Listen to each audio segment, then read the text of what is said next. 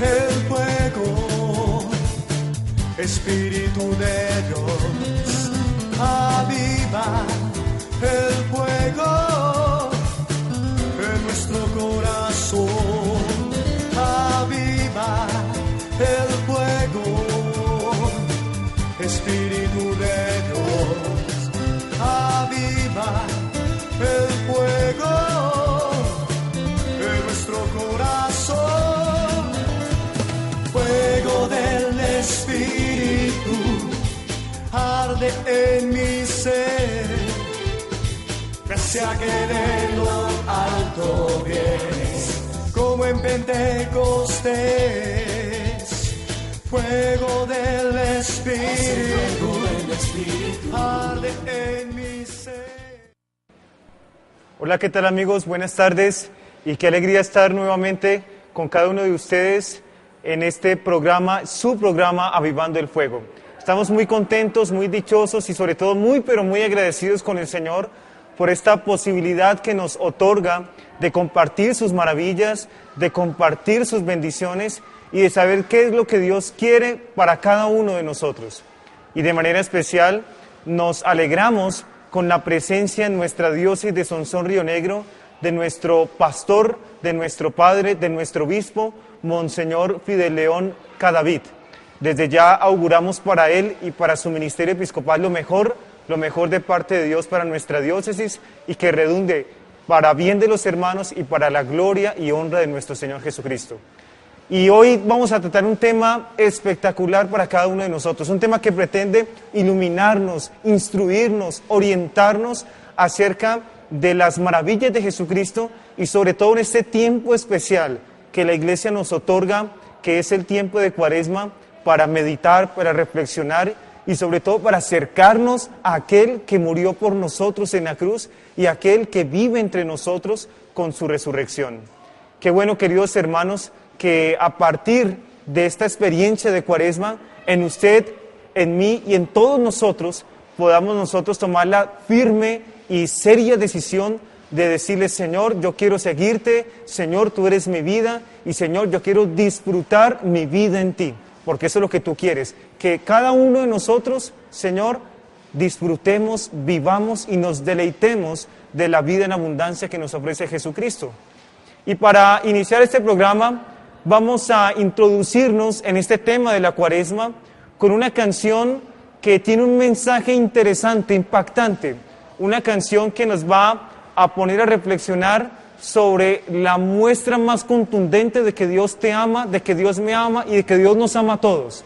Es una muestra de amor que desde la pasión es Dios que se entrega, es Dios quien se dona, es Dios que nos ama oblativamente y nos dice que para usted y para mí hay un futuro, hay un hoy y hay un bienestar muchísimo mejor. Qué bueno entonces que a través de este video, de esta canción, saliendo del pretorio, nosotros podamos introducirnos en aquello que nos estamos preparando con todo nuestro corazón para celebrar, el gran misterio pascual de Jesucristo, la gran victoria de Dios sobre el pecado del hombre, el gran amor de Dios sobre la respuesta muchas veces a medias del hombre. Y es esta canción la que nos va a llevar a reflexionar. Veámosla y disfrutémosla.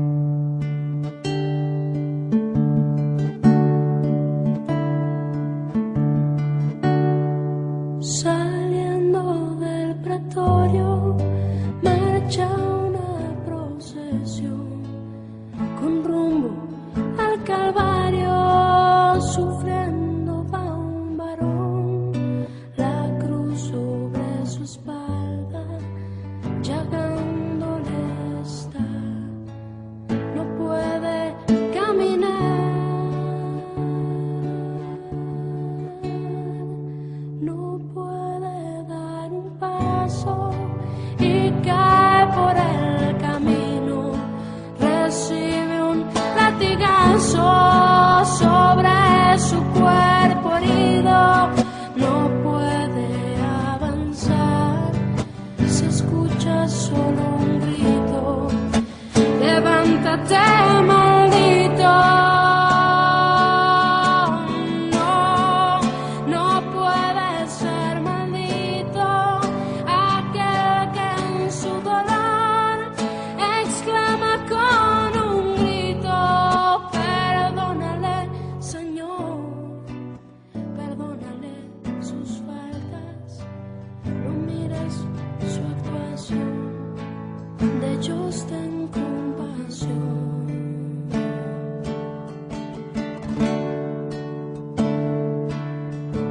Sé tengo de un amigo, sé tengo de amor, sé tengo que un humano sienta comprensión, que acepte esta sangre que derramando estoy por su salvación.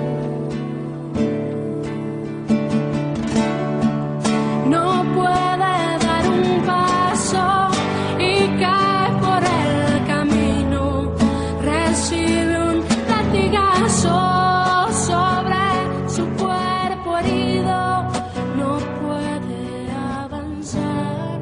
Se escucha solo un grito: levántate, maldito. No puede ser maldito aquel que en su dolor exclama con un grito: perdónale, Señor, perdónale sus faltas. No mires su actuación, de ellos ten compasión.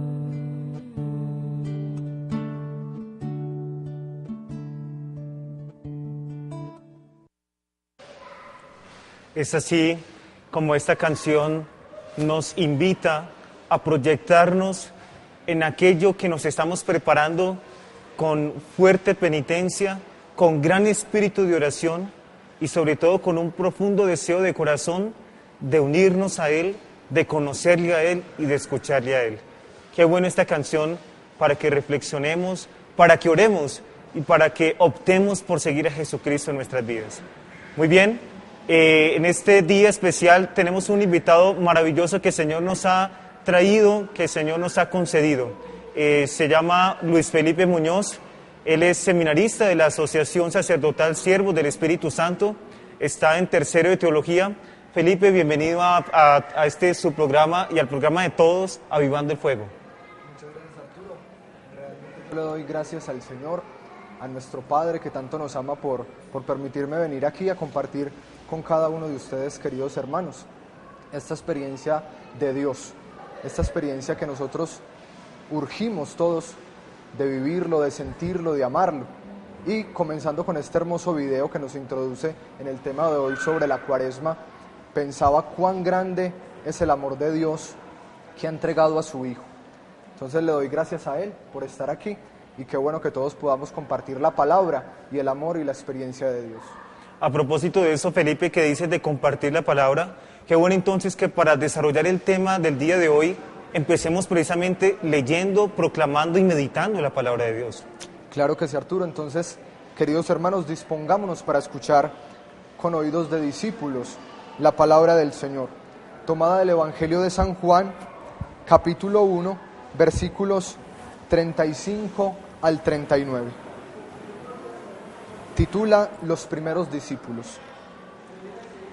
Al día siguiente, Juan se encontraba en aquel mismo lugar con 2 de sus discípulos. De pronto vio a Jesús que pasaba por allí y dijo: Este es el Cordero de Dios. Los 2 discípulos le oyeron decir esto y siguieron a Jesús. Jesús dio media vuelta y viendo que lo seguían, les preguntó: ¿qué buscan? Ellos contestaron: Maestro, ¿dónde vives? Él les respondió: vengan y lo verán. Se fueron con él, vieron dónde vivía y pasaron aquel día con él. Es palabra del Señor. Gloria a ti, Señor Jesús.